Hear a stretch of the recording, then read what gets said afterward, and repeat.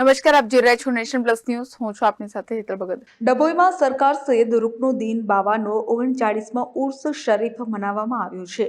ડભોઈ વડોદરી ભાગળ પાસે હજરત સુખ્યા પીર બાવાની દરગાહ પાસે આવેલા સરકાર સૈયદ રૂકનુદ્દીન બાવાનો 39મો ઉર્સ શરીફની ધામધૂમથી ઉજવણી કરવામાં આવી હતી.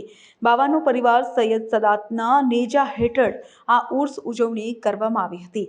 બાવાના પુત્રના રહેબરી હેઠળ કાજીવાડા મસ્જિદ પાસે આવેલા તેઓના ઘરેથી શંદલ શરીફ જુલુસ નીકાળી હતી, જેમાં આશિકે સરકાર રૂકનુદ્દીન બાવાના મોટી સંખ્યામાં લોકો જુલુસમાં જોડાયા હતા.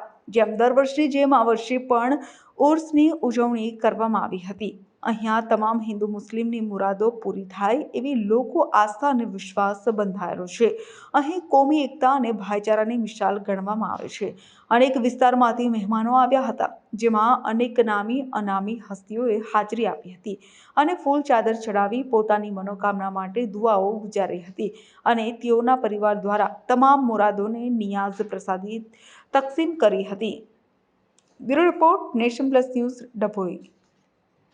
સમાચારોનો સતત અપડેટ મેળવવા માટે અમારી નેશન પ્લસ ન્યૂઝની યુટ્યુબ ચેનલને સબસ્ક્રાઇબ કરો, બેલ આઇકન દબાવો અને ફોલો કરો ફેસબુક, ઇન્સ્ટાગ્રામ અને ટ્વિટર પર.